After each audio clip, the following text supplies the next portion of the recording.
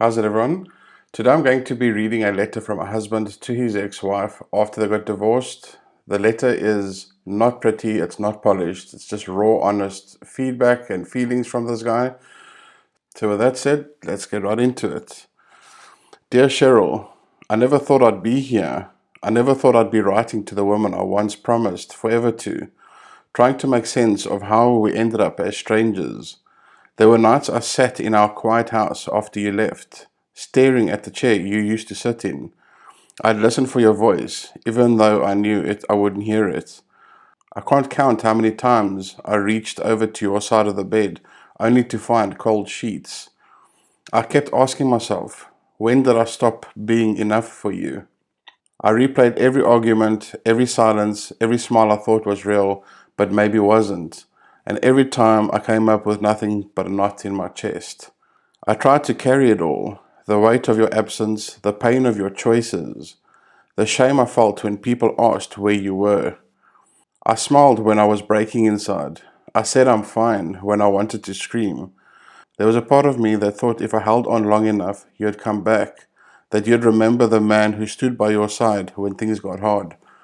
But you didn't.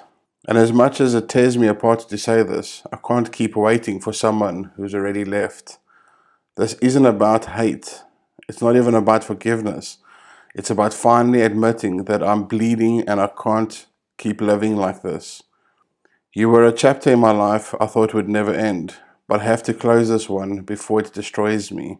Goodbye, Chris.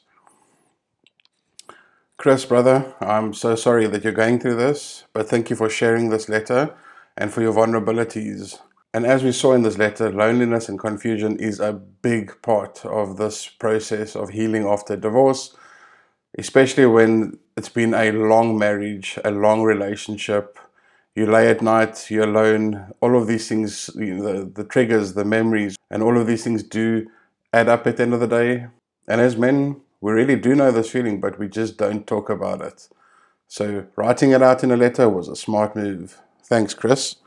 And another big thing, we question our worth.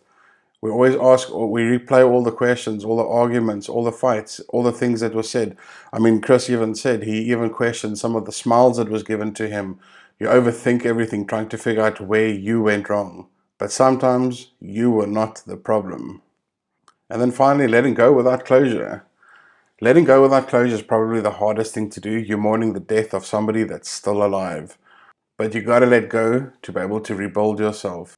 Holding on to the hope of somebody else coming into your life is not good for you. If someone doesn't want to be part of your life, let them go. Somebody should want to be part of your life. You should never have to beg or ask or wait for anyone to be part of your life. Have self-respect, have self-dignity and self-love to let this person go. And if this letter hit home, remember, this is just one chapter of your life. Your life isn't over.